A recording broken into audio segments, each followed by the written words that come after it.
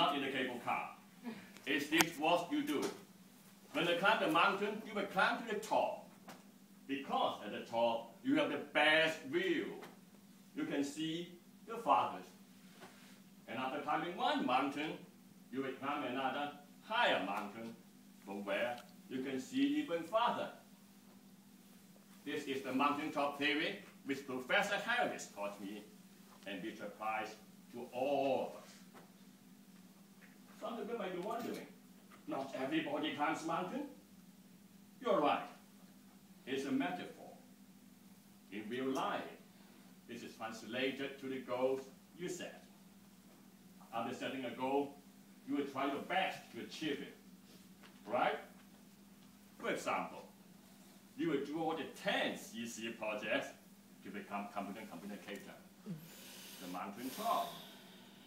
Then you will do the advanced manuals, hopefully, to become advanced communicator.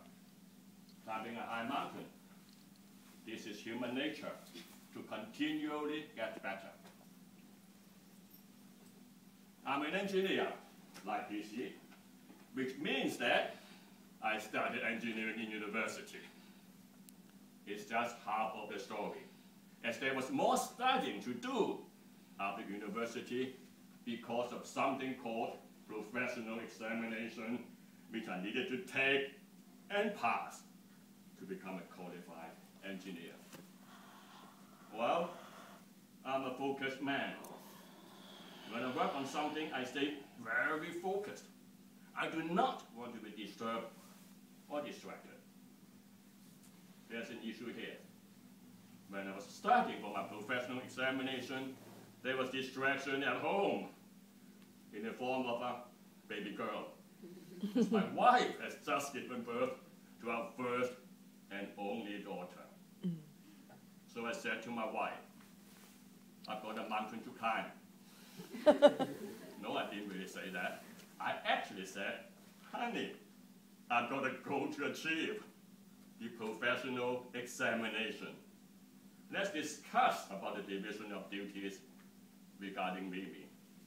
Mimi, of course, is our daughter.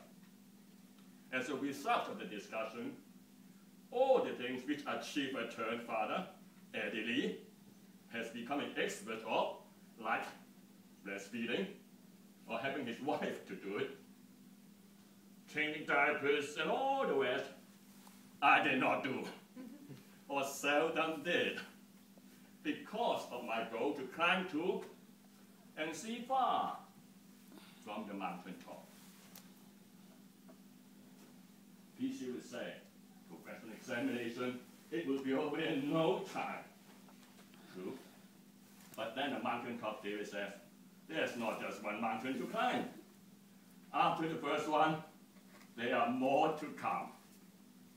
So after becoming a qualified engineer, I decided to quit my civil service job and join the private sector to face the challenge. And challenge it was to finish each day's work and be home for dinner by 9 p.m., which was not always possible. For your information, Mimi went to bed at 10 p.m. As a result, I became an expert myself in the WOV and the pay.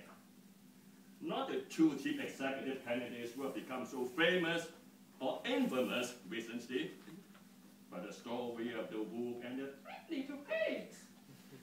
The only story I remember telling Mimi when she was small. There was at least one good thing from all this. Mimi became very independent from me. I told myself, it's natural for a girl to be close to mom, other than that, right, PC? Anyway, the test came in 1993, when Mimi's teenage idol, Ga of the popular rock band Beyond, died after a fatal accident in Japan. Mimi was devastated. I took the opportunity. It's time to play the role of the caring dad, to comfort a grieving daughter, even over my shoulder for her to cry on. How touching. I've seen this so many times before in movies. And then I discovered two things. Firstly, fact is different from fiction. And more importantly, you cannot mend a relationship in one day or over one incident. It will take much more and longer than that. Just as the house of the 30 to pay took much more and longer to build than those of his two brothers. And then I thought of Professor Harris and his mountaintop theory.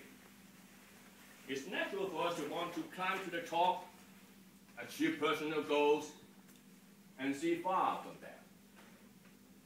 When we do this, it's easy to ignore the people close to us. Your children, your parents, your siblings, even your spouses, because you just take them for granted. But they are not granted. I've learned it the hard way.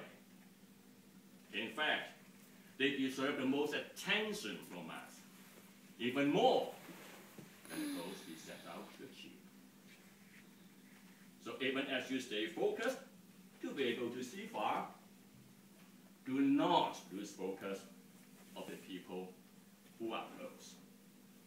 I've been learning to do this properly in the past 19 years.